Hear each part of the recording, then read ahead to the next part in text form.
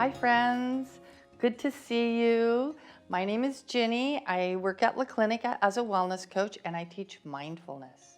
So I'm here today to tell you some more about mindfulness. So wherever you are, go get your grown-up or go get your teacher and ask them to come and join you so they can learn along with you, okay? Now, in our first video, we practiced and we learned something called mindful body. We're going to start each video with that. So we're going to start right off with mindful body. If this is your first time, just listen to my words and we'll go right on through it and then learn something new. So I'm going to count to 3. When I do, close your eyes or look down at your hands or leave them open if that's more comfortable. Put your feet on the floor. If you're sitting down, hands on your knees. Get comfortable wherever you are and follow my voice. Here we go. 1, 2, 3. Close your eyes, big breath. Whew, blow that out. Nice. Now I'd like you to just focus on your breathing, breathing in and breathing out, just feeling the air move in and out of your body. And if you're having lots of thoughts up here, and sometimes our brains are very busy, let those thoughts just drift away and bring your attention back to your breathing. Breathing in and breathing out. Just relaxing, noticing what's happening with your own body, noticing maybe you're feeling a little more relaxed. We're giving our brains a break so we can be right here, right now, and ready to learn. Maybe you'll notice some noises wherever you are, and just notice them, let them drift away, just like our thoughts. And then bring your attention, noticing your breathing. Breathing in and breathing out. Oh, whenever I do this, I just start feeling so nice and calm, and the room just seems to get nice and quiet. Good job. Now I'm going to count to 3 again, and on the third count, go ahead and open your eyes or look up and come back here. Here we go. 1, 2, 3.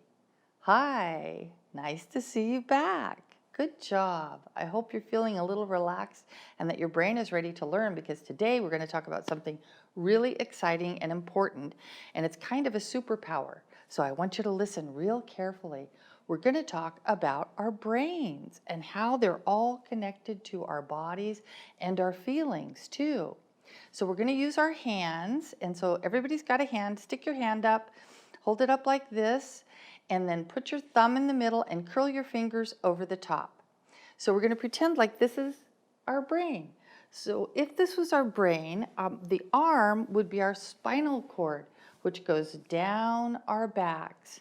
And the spinal cord brings information all day long right to here, which is our lizard brain. It's always bringing information. It's telling you to breathe and to swallow and to blink your eyes, and you don't even have to think about it.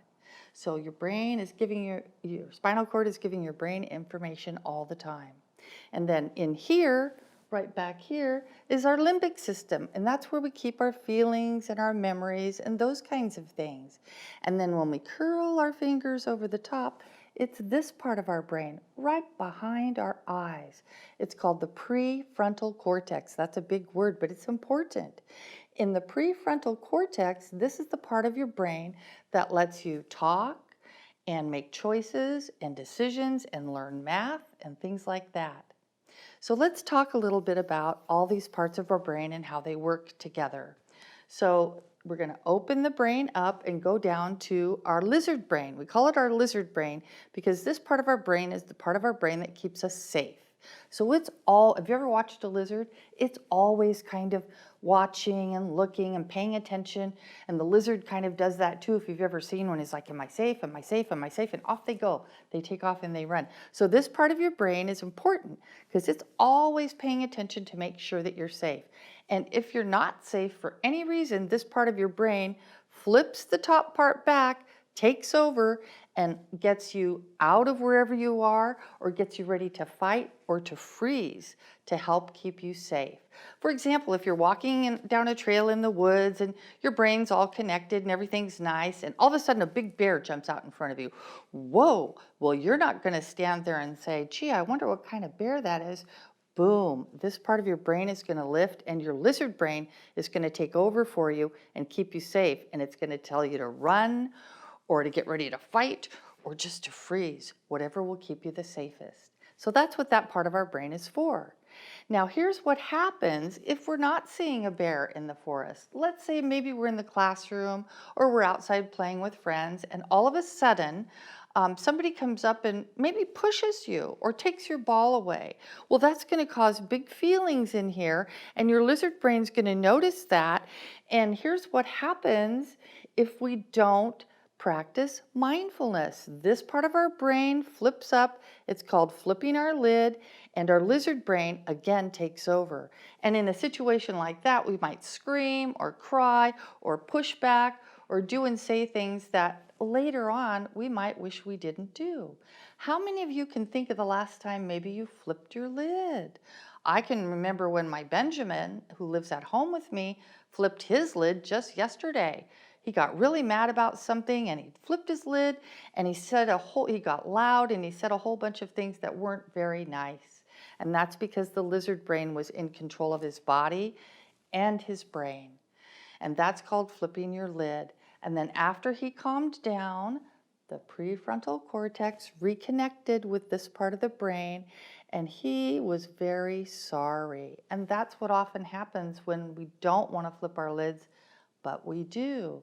The lizard brain just takes over and we say things and do things and maybe even be a little bit mean or noisy. And then when we calm down, usually we feel really bad about that. So here's where mindfulness is a superpower. It's going to help you learn to keep this part of your brain connected to this part so you don't flip your lids. How many of you know grown-ups that flip their lids? I do. So this is a real superpower. So here's what we do. It's important to pay attention to our feelings, number one. So just for a moment, really quickly stop and see if you can come up with a word to describe how you're feeling. I'm feeling excited because I'm here with you today.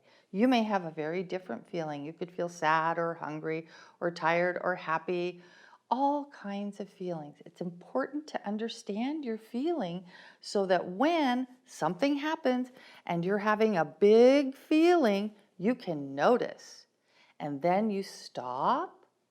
What you can do instead of flipping your lid to keep your brain connected is notice your feelings, okay? Stop, take a breath, go talk to a grown-up, maybe talk to a friend, maybe even take a short walk around the room until you calm down, and that way you keep your brain connected. You don't flip your lid. You get to stay in control of your brain and your body.